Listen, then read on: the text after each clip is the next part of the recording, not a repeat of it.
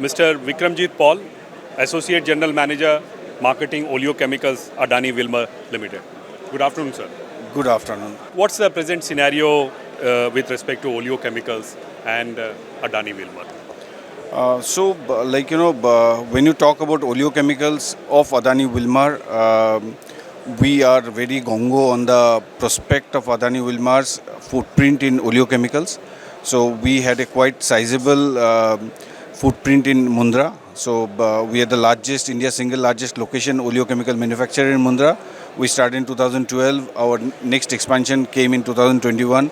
I think we are doing quite well. We are pretty sure that we'll be able to keep pace with the Indian growth story, and we are in expansion mode. We would like to expand for sure, not only on the existing basic oleochemicals, but also we would like to expand with our footprint with the downstream products. So if you can see, the Chem Expo, we have been regularly been there in Chem Expo. So we would like to present our portfolios, which are mainly for home and personal care. We have all the co-surfactants, emollients. So we are quite sizably placed in home and personal care market.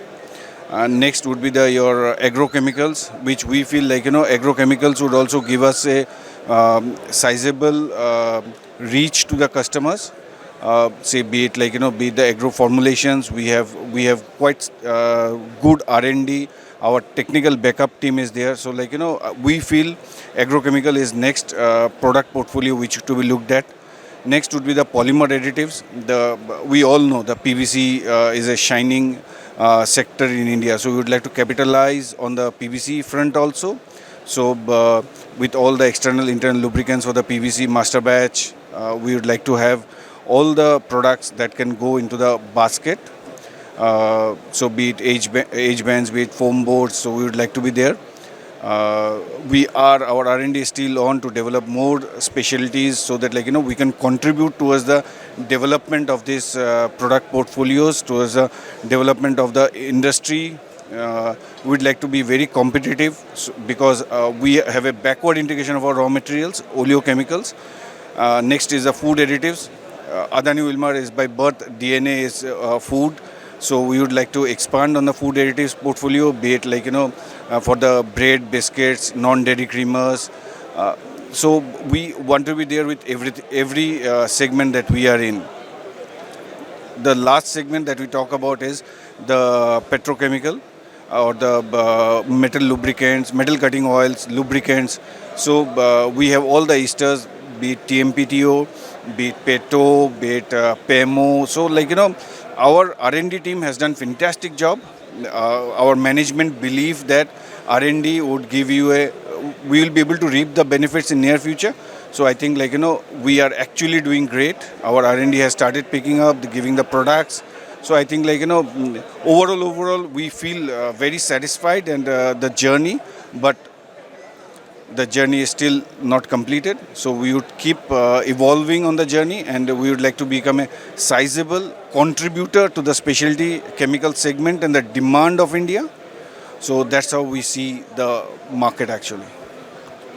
You talked about a complete portfolio of products which comes from oleochemicals, whether basic and specialty. Are all these products in the market, or you plan to bring this phase-wise? No, actually, our management has a particular vision of doing everything simultaneously. So, for example, we are the largest manufacturer of stearic acid in India. We are the largest soap noodle manufacturing. We are the largest glycerin manufacturer of India. We're the largest exporter of oleochemicals from India. So, I think we have all the basic raw materials. Now we just wanted to put in the baskets and the segments and then present to the customer. So it's a mutual beneficial. We see our growth expansion plans coming from the derivatives. And so we have to be very strong on the basic and the downstream products of the derivatives, which would give a good foothold with the customers. There is one product which is Oleo product is also used in animal feed. Are you also looking at it? Oh yeah, I forgot to miss. I forgot to mention. We are bypass fat cattle feeds. We are which is the rumen bypass fat. We have a sizable presence globally. and also in the domestic market because we are palm. Our major one of the major strength is also handling palm oil. So we have started doing this, and for last 3 years we have been doing it continuously, both for the Indian market as well as for the export market also.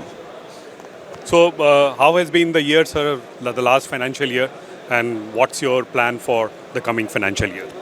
See, last financial has been a pretty steady. The raw material prices has been pretty steady. The customers has started believing us and trusting us that we are the one who can give them consistent quality, consistent supplies, consistent pricing, so that their products are also able to sell and compete in the global markets as well as the organized, unorganized competition. So it has actually started reaping benefits to us, and we are with all the major customers that you talk about, and they have we are almost with every customer that uses oleochemicals. So last year has been quite okay. It has been quite satisfactory. Hopefully we'll be able to replicate the same in this year also.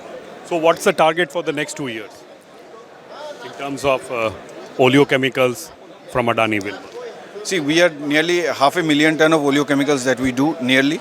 So we would like to at least grow 10-15% year on year. That's what we are targeting and aiming actually.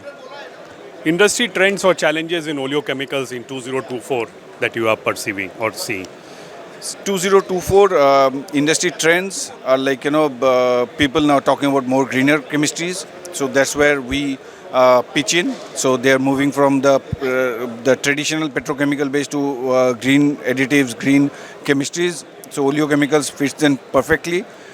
Challenges are many actually. Say the freight challenges, the Middle East unrest. You talk about palm. Palm is quite high priced as compared to the rival oils.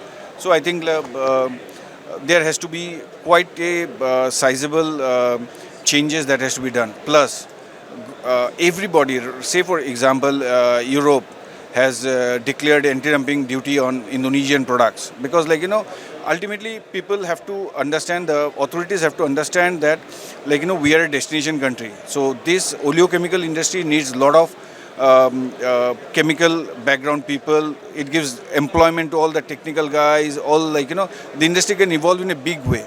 But if proper measurements of import restriction is not there, then probably this industry have a potential to go into a sick sort of a environment or a trend actually. So I would request that we should also talk about how to restrict products from Southeast Asia who are giving lot of subsidies, levies, duty benefits to the exporters. That's why you see India started moving fatty alcohol. They have done it for VVF, one single supplier, but they have ensured that the fatty alcohol is restricted. Similarly, fatty acids should be restricted. Soap noodles, zero duty, inverted duty structures, these should all be corrected. Otherwise, this would be a very tough situation for Indian oleochemical industry to run actually. And any new applications that you are coming up from your R&D facility? Application wise, as I told you, say replacements of silicons, which our Wilmar from Singapore HQ is also driving, that we should be more greener. We should have a more sustainable supply, and palm, non-palm. So everything should come in, and we are targeting to be there on a very sustainable model, because we are only one, very few of the companies in India who can give sustainable oleochemicals actually, be it certified, be it actually without certification also sustainable products. And are you also looking at some acquisition, or you want to grow your own way? No, acquisition is definitely on the cards. So we would look for proper opportunities, and our management, as I said, they're very positive on oleochemicals and the growth story. So we would be open for acquisition opportunities. So like this is always on the card. So it's just that like it should fit our strategic movement towards our goals and the vision that we talk about.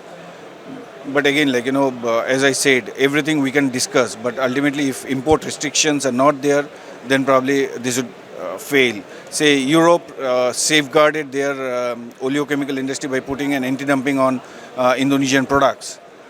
India have started to move towards by fatty alcohols, but this is not enough actually. India has to be like they have to think quite seriously, the policymakers, on how Indian oleochemical industry can be safeguarded.